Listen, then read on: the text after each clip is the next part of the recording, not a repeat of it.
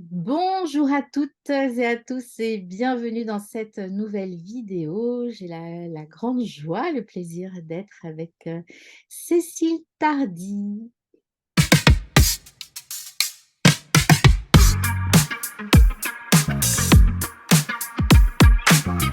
Bonjour Anne et bonjour à toutes et à tous. Je suis ravie d'être ici aussi. C'est une grande surprise et un grand plaisir de te recevoir aux rencontres universelles pour une médecine plurielle. Tu accompagnes des femmes, des businesswomen, on va dire. Eh ben, Et businessman aussi, oui, oui, les deux. tu as un parcours de médecine conventionnelle pour aller vers la médecine naturelle. Aujourd'hui, ça fait partie complètement de ta vie.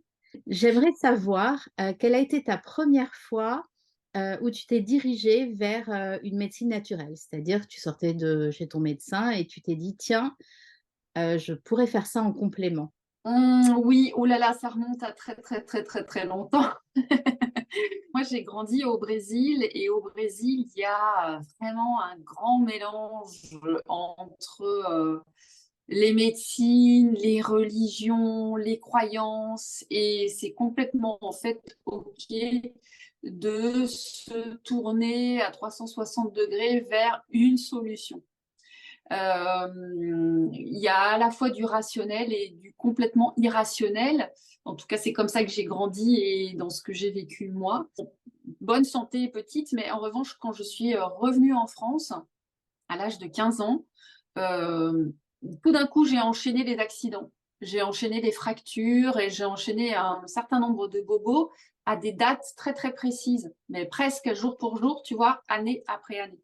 Donc, on a trouvé ça un petit peu bizarre, louche, et on s'est dit, OK, on a vu les médecins, on a eu un parcours médical, c'est super, mais qu'est-ce qui se passe en fait chez Cécile qui explique que ça revienne comme ça, date anniversaire? C'est quoi le message? Et c'est là qu'en fait, je me suis tournée vers des thérapies alternatives pour essayer de comprendre un petit peu mieux ce qui se jouait derrière les mots du corps, pour essayer de prévenir et que ça se reproduise pas année après année, parce que bon, c'est quand même pas très agréable à vivre. Hmm. Donc je dirais voilà ouais, une quinzaine d'années j'avais déjà. Ok. Pour toi, c'était du coup, c'était comme du bon sens d'aller vers autre chose que la médecine conventionnelle en complémentarité. Oui, c'est autant du bon sens que j'adore les fruits et légumes et je ne vais pas manger que des carottes. Donc, je vais aussi manger, tu vois, d'autres légumes, d'autres fruits. Parce que bah, les carottes, ça va être très bon, mais ça ne va pas suffire. En fait, ça ne va pas tout m'apporter. La médecine, j'avais absolument confiance dans les traitements et dans ce que ça pouvait m'apporter, mais je savais qu'il y avait aussi une autre connaissance beaucoup plus subtile qui était en train de se jouer et que j'avais envie d'aller aller sentir, aller découvrir pour mieux me connaître et puis pour pouvoir passer à l'étape d'après. Et voilà, j'étais pas vieille, mais j'étais déjà consciente qu'il y avait d'autres choses qui se jouaient aussi en toile de fond, autre que ce qu'on pouvait voir de la face apparente de l'iceberg. Que tu as été très vite propulsé en tant que manager dans des grands groupes. Et puis, tu as très vite fait un burn-out, si je peux me permettre. Bon, c'est pas un secret de le dire ici. Euh, C'est pas un secret, non. Tu étais très jeune. Euh, et donc, lors de ce burn-out, déjà, la compréhension c'est un burn-out, la compréhension, la conscience de ce qui t'arrive. Là, comment tu t'es soignée? En fait, j'ai été obligée d'en vivre trois pour vraiment comprendre ce qui se passait. Parce que pour le premier, selon les médecins, c'était une dépression. Pour le second, c'était un problème, alors un petit peu plus subtil de harcèlement moral au travail, mais c'était toujours pas ça. Et en fait, c'est au troisième où là, en fait, on allait vraiment sur me faire rentrer dans des cases, me faire rentrer dans une situation de handicap, de plus pouvoir retourner au travail. Que là, je me suis dit non, il y a autre chose. Enfin, à peu près comme quand j'ai eu mes accidents à 15 ans, je me suis dit c'est pas ça, il y a autre chose en fait que j'ai besoin d'aller comprendre. Et c'est un peu en mode façon foutu pour foutu, allons-y, testons tout ce qui se présente, au petit bonheur la chance, que j'ai découvert en fait une pratique qui m'a tout de suite sortie en fait de l'ornière, qui m'a permis de renforcer ma décision de quitter mon emploi, de me lancer à mon compte pour faire le métier que je rêvais de faire depuis toujours, mais que j'avais jamais osé entreprendre, pour aussi m'autoriser à partir faire un tour du monde en famille pendant 1 an avec un sac à dos. Et puis, pour en fait ensuite m'installer et exercer cette thérapie, exactement la même. Donc ça a été vraiment une rencontre magnifique pour moi. Donc c'était vraiment un complément indispensable à tout l'accompagnement médical que je pouvais avoir par ailleurs, mais qui m'a permis d'avoir les clés, les enjeux de ce qui se jouait en coulisses pour mon être. Ton parcours est super intéressant parce qu'aujourd'hui, tu n'es plus thérapeute, mais tu accompagnes, les entrepreneurs dans leur business avec cette conscience-là qu'on peut se cramer, qu'on a besoin de l'énergie, qu'on a besoin de la vitalité et toi, dans ton quotidien, il y a une discipline, il y a le sport, il y a, le bien manger, il y a tout ça que tu as mis en place, on dirait presque naturellement. Par la force des choses, naturellement. Oui, c'est ça. C'est-à-dire que après 3 burn-out, il y a quand même un tas de réserves qui ont été cramées, un tas de neurones qui ont été cramés, un tas de ressources qui fonctionnent plus du tout comme avant. Donc moi, j'ai vraiment comme un indicateur de bord face à moi. Dès qu'il y a le moindre signal orange, je lève le pied. Et donc, j'ai une surveillance permanente de comment tout ça fonctionne pour ne pas pousser trop loin la machine. Parce que comme beaucoup d'entre nous, j'ai été persuadée qu'à l'époque de mon burn-out, c'était la faute à mes employeurs, c'était la faute à l'extérieur, tu vois. C'était la faute à pas de chance, c'était la faute à trop de stress, des hiérarchies contradictoires et donc des facteurs extérieurs. Et j'ai compris qu'évidemment, c'était des mécanismes intérieurs qui généraient ça, ce mal-être et cette inadaptation. Mais surtout, quand j'ai démarré en tant qu'entrepreneuse et donc j'ai travaillé à mon compte, je me suis très vite rendu compte que j'allais être capable de m'auto potentiel burn-out. Et cette prise de conscience a été vraiment assez rapide parce que je suis une passionnée, parce que j'adore mon activité. Vraiment, pour moi, c'est vraiment un régal ce que je fais. J'adore ça et je pourrais ne jamais m'arrêter. J'ai toujours des idées. Sauf que tenir compte effectivement de mon énergie, de mon corps, de mes ressources, c'est zéro négociation en fait sur ce sujet-là. Donc oui, l'activité physique, oui, la méditation, la respiration, la visualisation, l'alimentation, le sommeil, les relations, tout ça, ça fait partie d'une discipline quotidienne pour que ça puisse continuer dans un équilibre. Mmh. Est-ce que lorsque tu es, avec tes clients, au stade où ils étaient, il y a des moments où tu es passé par là? Oui. Du coup, tu ressens le mal-être? Est-ce que ça fait partie de ton accompagnement? Oui, alors moi je me présente comme business coach, mais j'ai vraiment un accompagnement holistique, c'est-à-dire qu'on va regarder la personne à 360 degrés. Parce qu'évidemment qu'on ne peut pas la diviser en 3, 4, 10, tout est relié.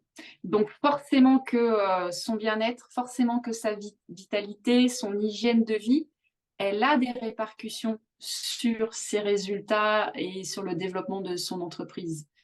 Donc même si on vient à moi sur des questionnements qui sont davantage comment je peux développer, comment est-ce que je peux, je vais dire entre guillemets, parce que c'est un peu ça la caricature, gagner plus en travaillant moins, moins dur, moins fort.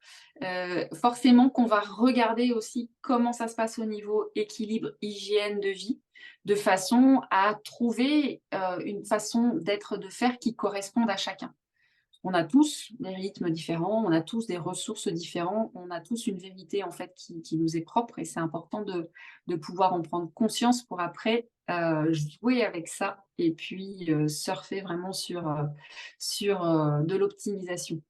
Très intéressant. En tout cas, je suis ravie que tu viennes, donner une conférence, aux rencontres parce que justement, bah, tu as toute cette expérience dans le travail, dans l'accompagnement, que je trouve vraiment, passionnante et comme tu le sais, comme vous le savez tous, j'aime unir et donc oui, on peut développer son business, en étant, en bonne santé. C'est vital, oui, bien sûr. Si on veut des résultats à moyen et à long terme, c'est vital d'avoir toujours sa bouteille d'eau qui est pleine pour pouvoir distribuer de l'eau à tous. En fait, c'est même l'image que le masque à oxygène, c'est exactement la même chose. On oublie souvent cette dimension dans la réalisation professionnelle parce qu'on se focalise sur quelque chose de beaucoup plus mental. Beaucoup plus dur, voilà, à la poigne, mais en fait, c'est vraiment dans l'équilibre que le succès peut s'installer si on veut un succès durable, hein, et si on veut un succès harmonieux. Mmh. C'est important pour toi de transmettre, ces valeurs-là? Oui, c'est essentiel. Moi, la valeur de transmission, c'est une de mes valeurs clés. J'enseigne depuis 25 ans maintenant dans toutes mes activités professionnelles et j'en ai eu plein, donc on ne va pas détailler là, mais dans toutes mes activités depuis 25 ans, j'enseigne et, et j'enseigne systématiquement en fait tout ce qui fonctionne, tout ce qui apporte du plus, tout ce qui apporte du confort, tout ce qui apporte de l'équilibre, bien sûr tout ce qui apporte de la connaissance de soi. Et pouvoir en fait apprendre aux entrepreneurs, j'ai beaucoup dans ma clientèle, beaucoup de thérapeutes, beaucoup de coachs, beaucoup de consultants et de formateurs, donc beaucoup de personnes qui sont quand même dans une relation d'aide. Vraiment leur enseigner les raccourcis, les façons, ça n'a pas besoin d'être 2, 3 heures par jour, ça n'a pas besoin d'être très long, très fastidieux du tout, mais vraiment leur apprendre à une façon différente d'opérer, une façon différente d'être en relation avec eux pour pouvoir encore plus donner, ça m'allume, oui. Mmh. Est-ce que tu vois une différence en entreprise par rapport à, quand tu étais toi-même en entreprise, quand tu étais plus jeune? Est-ce que tu vois une évolution? Ouais, je vois en fait 2 mouvements. Je vois un premier mouvement qui est quand même un mouvement d'aggravation de la qualité de vie au travail, parce qu'on manque de plus en plus de sens dans les activités, parce que, pour la plupart, en fait, il y a des erreurs de casting, en fait. C'est pas des mauvaises personnes, c'est pas des mauvaises intentions, mais il y a des erreurs de casting. C'est pas les bonnes personnes au bon endroit, au bon moment, avec les bonnes équipes. Donc elles n'ont pas de vision et donc elles ne savent pas en fait faire descendre cette vision-là. Elles ont des lacunes en termes de leadership. Ça abîme énormément les équipes. Donc je vois pas mal d'aggravation de ce côté-là, ça se tend.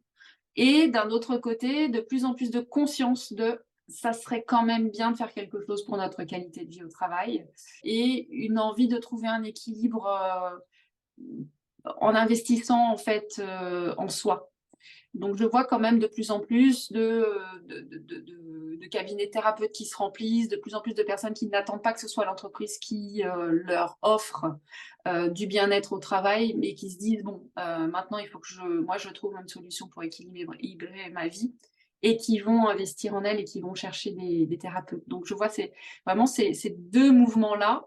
Je ne sais pas lequel va accélérer le plus rapidement. Voilà, disons que ça balance pour l'instant et que heureusement avec les nouvelles générations, il y a quand même cette quête de sens qui est de plus en plus présente. Et ce bon sens qui est de se dire oui, ok, je suis employé, mais je suis pas corvéable non plus. Il y a des conditions. Je veux bien me dévouer à une entreprise, mais il y a des conditions, il y a des limites, ce que faisaient pas peut-être les personnes de notre génération. Donc, j'espère que ça va évoluer dans le bon sens. en tout cas, il y a cette ouverture qui se fait et ça, c'est appréciable, ça me donne de l'espoir. Mmh. Mmh. Alors tu vas venir nous présenter, une conférence. Qu'est-ce que tu nous prépares? On va parler de succès pendant cette conférence, parce que c'est une valeur qui est fondamentale aujourd'hui, quelle que soit en fait la profession qu'on exerce, qu'on soit employé ou que l'on soit à notre compte. La valeur de succès, elle est vraiment vitale. Ça va avec cette posture qui est de dire je maîtrise ma vie, en fait ma vie m'appartient et donc mon succès m'appartient.